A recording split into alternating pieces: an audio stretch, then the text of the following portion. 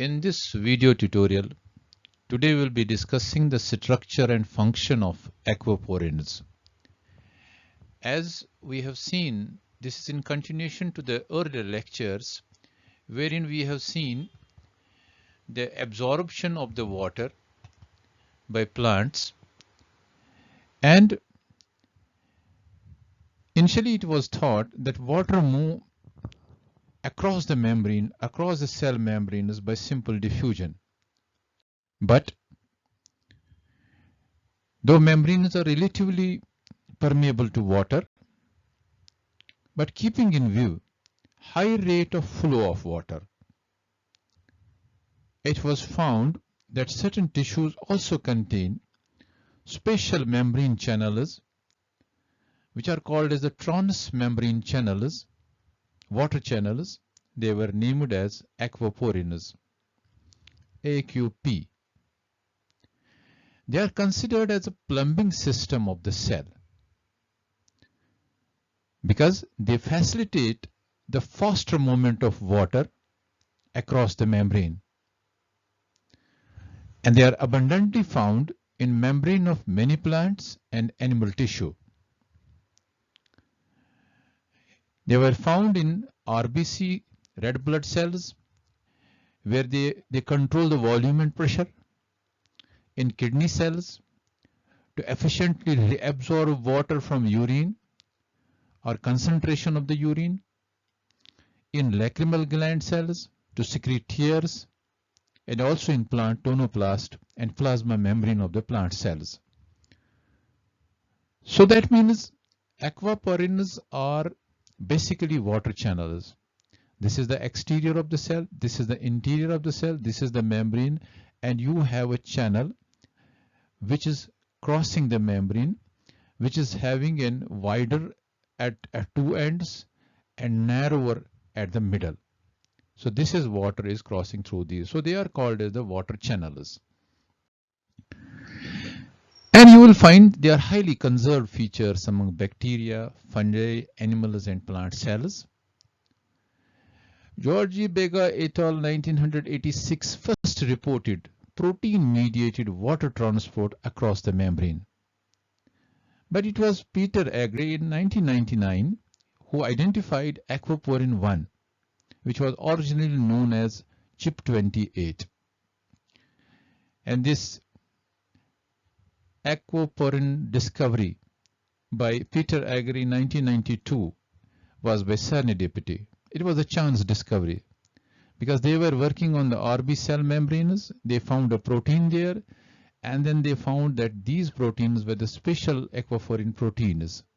So for this accomplishment by Peter Agre, he shared a Nobel Prize in Chemistry in 2003 with Rod McKinnon for his work on potassium channels. So aquaporins are specific for water permeability only.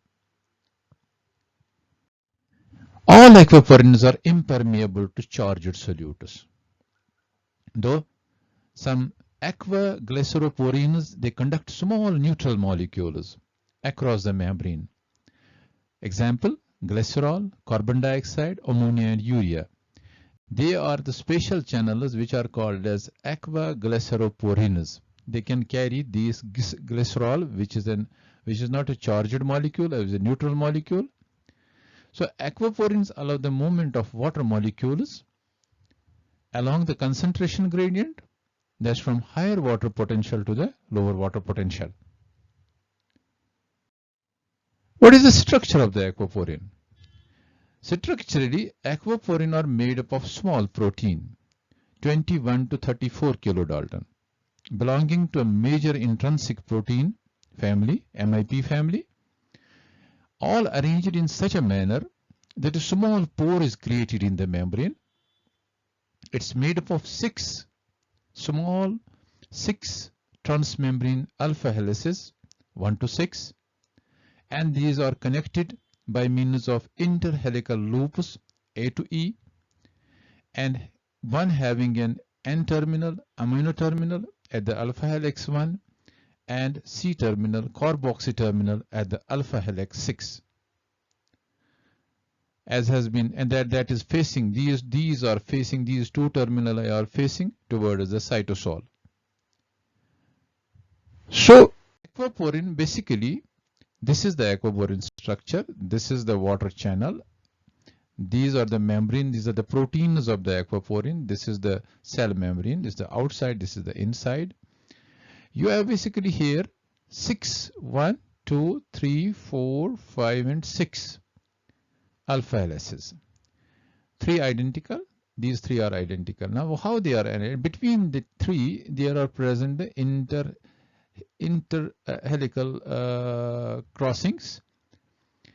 One is with A, second is with B, third is with C, fourth is with D, and fifth is with E, and then sixth is having a carboxyl, the C terminal.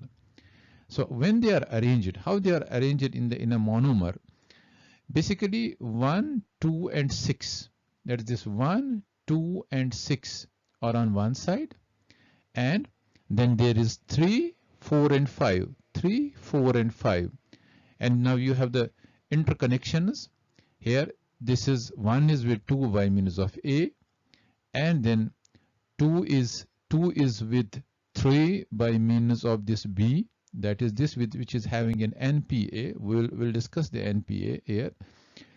This is a Npa motif, and then similarly 6 is connected with E with 5, that is this, and then there is also 4 and 5 connected by means of a D, and 3 and 4 connected by means of 3 and 4 connected by means of 6.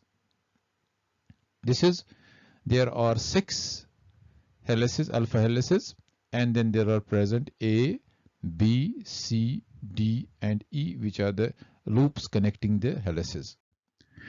You can have a structure here. This is an AQP monomer. This is the membrane. It looks here like this way. So you will find here 1, 2, 3, 4, 5, 6, and then there are present the B, E, C, and these are the A. These are interhelices, which is forming a central point, which will result in the formation of a pore. So it can appear this way. This is one side of it, this is the another side of, and in middle of it is present a channel which is narrower at the middle point and broader at these points. So this is the aquaporin structure, monomer. So here also you see how in a membrane are present, whether it is a plasma membrane, it is a tonoplast, it is a RBC membrane, there are present these proteins, aquaporin proteins. This is the channel. It can be blocked by inhibiting with certain drugs. Mercury chloride is also used for closure of these aquaporins. So this is an open channel, this is a closed channel. So we have here loop B and E form 2 short hydrophobic alpha helices. They are dipping halfway into the membrane from opposite side, together with the membrane spanning helices from the form a pore, with specificity that mainly results from 2 filter regions. You will find there 2 filter regions.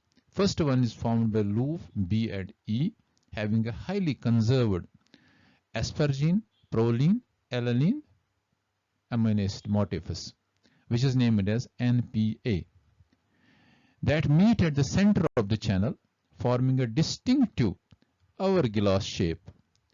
That means water channel is narrower in the middle and wider at each end. The second one is narrowest or tightest part of the channel, where you will find it's formed by 4 hydrophilic amino acids, which is the aromatic arginine, named as aromatic arginine or selectivity filter, which is enabling the aquaporins a selectivity property. The narrower cavity is lined with positively charged amino acid residues. The arginine or selectivity filter helps the Npa to find to only water molecules. Npa motif generates a local electric field in the channel wall, and it orients the water molecules so that water molecules move in the form of a single file.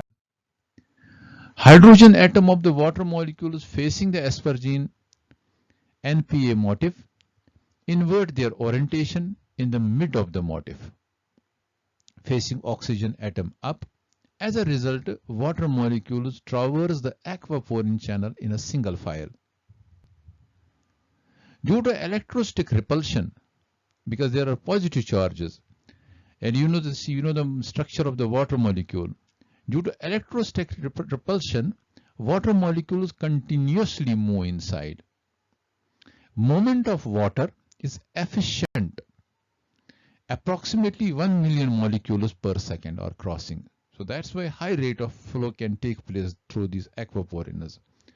In addition to the water, this filter also acts as a proton filter. It does not allow the protons, which can enter with the water also. Hydronium ion can form a hydronium ion, and which can enter inside the water, inside the channel, and that is to be avoided. So the hydronium ions is to be prevented. For that, this filter acts as a proton filter. These prevent the movement of charged ions such as protons. Now once charged ions, the protons are responsible, proton gradient is responsible for the generation of the ATP.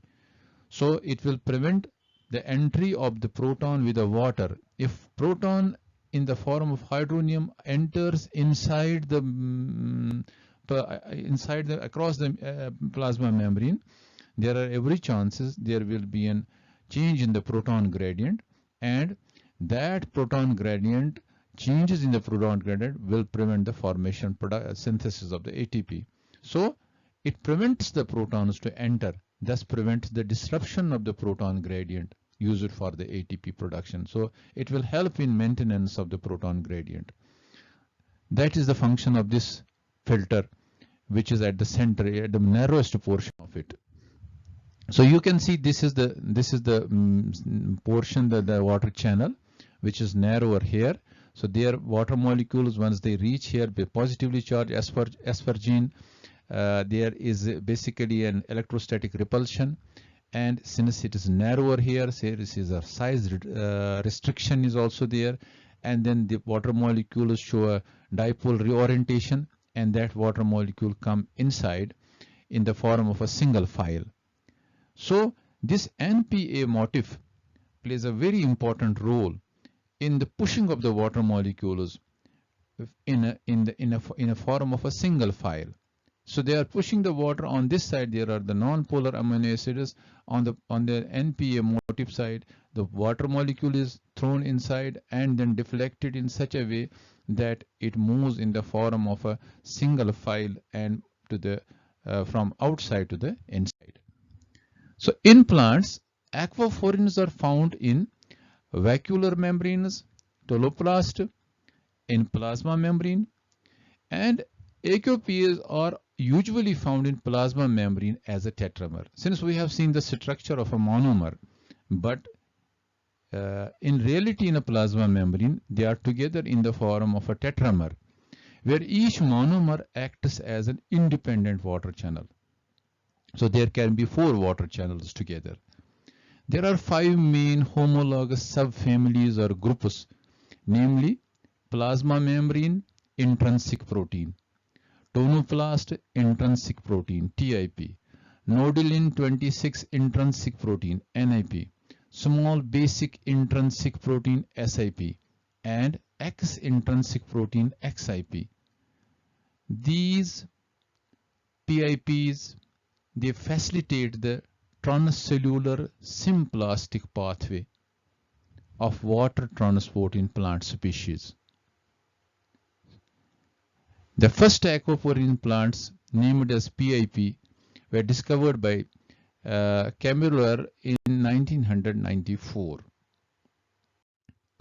This is the model depicting the tetramer. This is one monomer, another monomer, and the 4 monomers are together. And then you see these 4 monomers will have the 4 pores. This will be first pore, second pore, third pore, and fifth pore.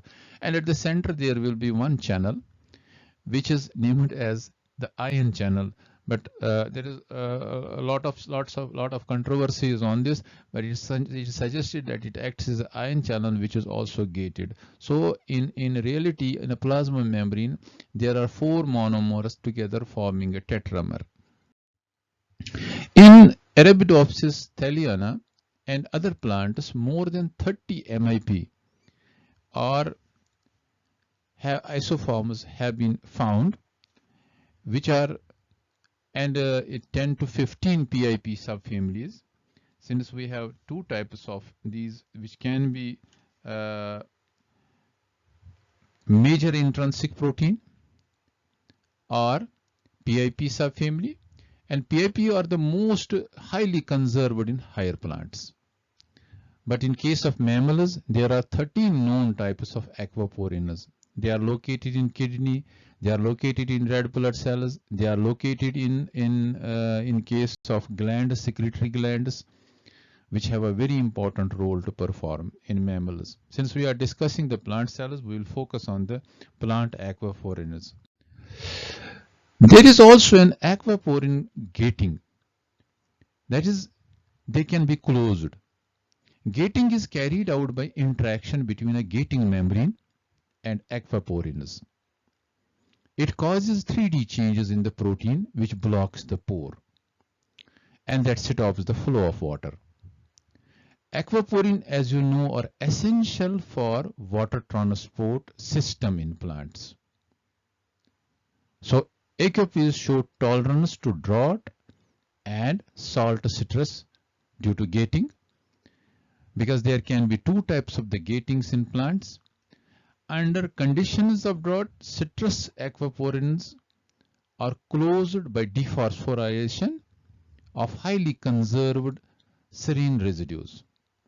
So dephosphorylation during drought conditions will cause the closure of the aquaporins. While as under flooding due to lack of oxygen, that causes the systolic pH to decrease, which in turn protonates specific histidine residue leading to channel closure. So aquaporin gating is present in the plants, and where there can be a fluctuations under certain conditions, under stressful conditions, that can be a drought condition or that can be under flooding, and under these 2 conditions, the aquaporins show closure as a conservative measure. What are the roles of aquaporins in plants? As we have seen, they are water channels. They are considered as the plumbing system of the plants. They play a key role in hydraulic regulation in roots, leaves of plants. They increase the membrane permeability of water. If aquaporins are blocked by the inhibitors, it's seen that leads to a decrease in the hydraulic conduction. That means they have a very important role in hydraulic conduction. Subtle inhibitors, mercury chloride, that blocks the AQP, and that results in the hydraulic blockade of the decrease in the hydraulic conduction. Due to the blocking, there can be a reduction in photosynthesis of leaves, and they contribute in plant growth and development processes. We have certain plant growth and development processes allowing influx of water into expanding cells, like they play a role in seed germination.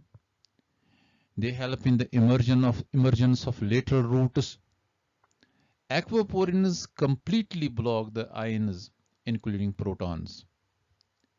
Blockade of ion is essential because it will help in maintenance of the electrochemical potential differences or hydrogen ion concentration gradient, which is essential for ATP formation.